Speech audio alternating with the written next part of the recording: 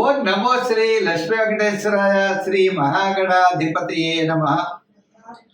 ఉగ్రం వీరం మహావిష్ణుం జ్వలంతం సర్వతోముఖం నృసింహం భీషణం భద్రం మృత్యుర్నమామ్యహం. ప్రేక్షకులకు నమస్కారాలు తెలియజేస్తూ మనం మే నెలలో మన యొక్క రాశుల వారికి ఎలా ఉంటుంది అనే విషయం తెలుసుకుంటూ మనం మే నెలలో గ్రహాల యొక్క పరిస్థితి కూడా మనం తెలుసుకుందాం. మే నెలలో వృషభ రాశిలో గురుడు యొక్క సంచారం, కర్కాటక రాశిలో కుజుడి యొక్క సంచారం, కన్యా రాశిలో కేతువు, మీన రాశిలో రాహు, శుక్రుడు, బుధుడు, మేషరాశిలో రవి.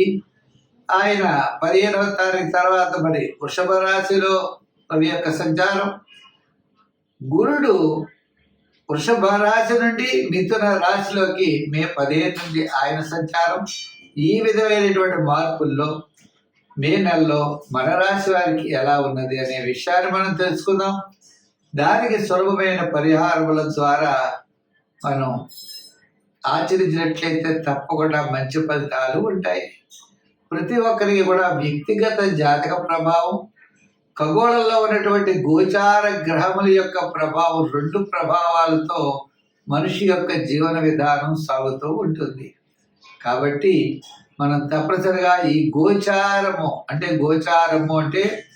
గ్రహముల యొక్క చారము. గ్రహాలంటే ఆకాశంలో వర్తమానంలో మే నెలలో సంచరించే గ్రహాలు ఎటువంటి ఫలితాలను ఇస్తాయి, మనం ఏ విధంగా చూసుకోవాలి అని భయపడవలసిన అవసరం లేదు. దానికి సులభమైన పరిహారాలు మనం ఆచరించి తద్వారా పాజిటివ్ వైబ్రేషన్స్ డెవలప్ చేసుకుంటూ మనం అనుకూలమైన ఫలితాలు పొందొచ్చు. ఇప్పుడు కూడా జ్యోతిషము అంటే బ్యాటరీ లైట్ల కాంతిని చూపిస్తుంది. కాబట్టి మనకి గ్రహానుకూలత ఉంటే సంతోషం, గ్రహాల యొక్క వ్యతిరేకత ఉన్నట్లయితే సత్ఫలితాలు పొందడం కోసం మనం సులభమైన పరిహారములు మనంతట మనం ఆచరించడం ద్వారా ఎక్కువ ఫలితం ఉంటుందని తెలియజేస్తూ మనం ముందుగా రాశుల గురించి ప్రారంభిద్దాం. తులారాశి. ఈ తులారాశి వారికి 6వ స్థానంలో శుక్రుడు, రాహు, శని చాలా యోగాన్ని ఇచ్చే గ్రహాలు. మే 15 తర్వాత అష్టమం నుండి భాగ్యస్థాన సంచారం గురుడు. అంటే గ్రహములన్నీ కూడా చాలా అనుకూలమైనటువంటి ఫలితాల్లో ఉన్నాయి. ఎక్స్ట్రాడినరీగా మే 15 తర్వాత మే నెలాఖరు లోపల చాలా ముఖ్యమైన వ్యవహారాలన్నీ యోగించే అవకాశాలు ఉన్నాయి. ఉద్యోగపరంగా అభివృద్ధి, నిరుద్యోగులకు అవకాశాలు, వృత్తులు చేసేవారికి కూడా వృత్తుల్లో డెవలప్మెంట్స్, విద్యార్థులకి మంచి అవకాశాలు, వ్యాపార పరంగా ఆర్థిక లావాదేవీల్లో అనుకూలత, కమిషన్ సంబంధించిన వ్యవహారాలు, లోహ సంబంధించిన వ్యాపారాదులు, టెక్నాలజీ, ఇండస్ట్రీస్, వ్యాపారపరమైనటువంటి డెవలప్మెంట్స్. అంటే మనం ఏదో వృత్తిలే కాదు, వ్యాపారంలో కూడా చిన్న చిన్న వ్యాపారాలు చేస్తారు. వాళ్ళందరికీ కూడా అత్యద్భుతమైనటువంటి యోగాలు కనబడుతున్నాయి. మహిళలకు, అదేవిధంగా బంధుమిత్రులకు, కుటుంబార్థిక సంతానపరమైన వ్యవహారాల్లో అనుకూలమైన డెవలప్మెంట్స్ ఉన్నాయి. క్రయ విక్రయాదులు బ్రహ్మాండంగా యోగిస్తాయి. రాబోయే కాలంలో వివాహాది ప్రయత్నాలు ఇప్పటి నుంచి మనం ప్రారంభిస్తాం.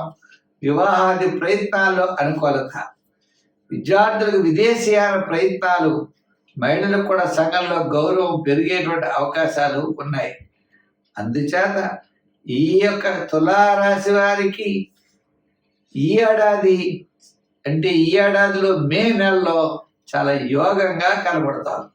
మొట్టమొదటి 15 రోజులు సామాన్యంగా ఉన్న తదుపరి విశేషమైనటువంటి ఫలితాలు అయితే తప్పనిసరిగా ఉన్నాయి.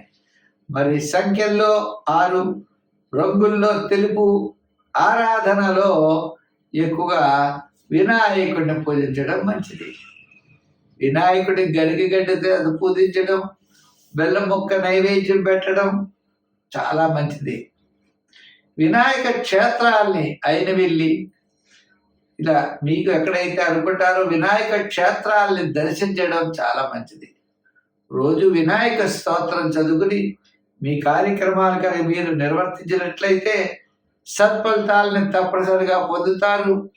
అంతేకాదండి, మాసాంతంలో ఒక ముఖ్యమైన వ్యవహారంలో మీరు విజయం సాధించే అవకాశాలు ఉన్నాయి. స్వస్తి. మీనరాశి. ఈ మీనరాశి వారికి మనం చూసినట్లయితే తప్పనిసరిగా మరి తృతీయంలో ఉన్న గురుడు చతుర్థ స్థాన సంచారం, ఆల్రెడీ రాశిలోనే శని, గ్రహాలన్నీ కూడా మిశ్రమైనటువంటి ఫలితాలు కనబడుతున్నాయి.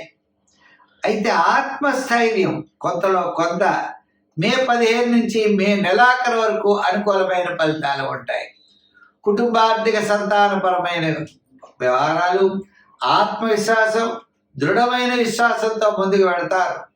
సూర్య భగవానుడు మే 15 తర్వాత మేషం నుండి వృషభ రాశి సంచారమే దీనికి ముఖ్య కారణం. మిగిలిన గ్రహాలన్నీ కూడా చాలా అనుకూలంగా ఉన్నాయి. పంచమంలో కుజుడు, మరి సప్తమంలో కేతువు, జన్మంలోనే రాహు, శని, వీళ్ళంతా. అందుచేత ఏ పని చేసినా చాలా నిదానముగా చేయాలి. ఉద్యోగస్తులు ఉన్నారనుకోండి, అధికారులతో జాగ్రత్తలు తీసుకోవాలి. రాజకీయ నాయకులు కూడా మాట్లాడేటప్పుడు, ప్రయాణాదులు చేసేటప్పుడు, వృత్తుల వారు కూడా నూతనమైన వృత్తులు చేయకుండా సామాన్యమైన వృత్తులు చేయాలి. గోచార రీత్యా ఈ రాశి వారికి మిశ్రమైనటువంటి ఫలితాలు ఉన్నాయి. ఒక్క సూర్య భగవాన్ అంటే దృఢమైన మనస్సు, అదే మిమ్మల్ని విజయం వైపుకి తీసుకువెడుతుంది. ఎంతో శ్రమతో కానీ విజయం దక్కదు. సులభమైన మార్గములు ఏమీ పనికిరావు. మీ ఆలోచనలు చాలా కరెక్ట్గా ఉండాలి. మీ ప్రణాళికలు చాలా కరెక్ట్గా ఉండాలి. ఉదాహరణకి విద్యార్థులు ఏదైనా టెస్ట్ రాయాలి అంటే చాలా కష్టపడాలి. ప్రణాళికలు చక్కగా సిద్ధం చేసుకోవాలి. ఏదో అలా వెళ్ళి పరీక్ష రాస్తామంటే ఉత్తీర్ణత అయితే చెందలేరు. ప్రణాళికబద్ధమైనది ఏదైనా సరే ఈ రాశి వారు విజయం సాధిస్తారు. ఏ ప్లాను లేకపోతే మాత్రం విజయం సాధించే అవకాశాలు లేవు. అంతేకాదు, ఆర్థిక ప్రణాళికలు కూడా చాలా అవసరం. ఎంత వ్యయం చేయాలో, ఆదాయం ఎంతో తెలుసుకుని చేయాలి. కొత్త కొత్త వ్యాపారాదులు పెట్టుబడి పెట్టడం, కొత్త కొత్త ఆలోచనలతో ముందుకు దూసుకు వెళ్ళడం, కనపడిన వాడికి హామీలు సంతకం మధ్యవర్తిత్వానికి సంతకాలు పెట్టడం, మనం ఏదో చేద్దాం అనుకునేప్పుడు చాలా ఇబ్బందులు ఫేస్ చేయవలసిన పరిస్థితులు ఉన్నాయి. అయితే మరి ఈ గ్రహాలన్నీ ఇలా ఉన్నప్పుడు మనం ఏ విధమైన అనుకూలమైన ఫలితాలు పొందగలం? ప్రమాదాల నుండి మనం ఎలా తప్పించుకోగలం? మన అభివృద్ధి వైపు ఎలా వెళ్ళగలం అన్నట్లయితే సంఖ్యల్లో 3 రంగుల్లో గోల్డ్ కలర్ వాడటం, ఆరాధనలో నవగ్రహ ప్రదర్శన చేయడం, నవధాన్యాల్ని నవగ్రహాల దగ్గర ఉంచడం, అవకాశం ఉన్నట్లయితే శని భగవానుడికి ప్రీతికరమైన తిలలు దానం చేయడం, సమీపంలో ఉన్న దేవాలయాలు ఉన్నట్లయితే అక్కడికి వెళ్ళి శనికి మీరు నూనె ఇవ్వడం, ఇటువంటి చేయడం ద్వారా విశేషమైనటువంటి ఫలితాలు మీరు పొందగలుగుతారు. స్వస్తి.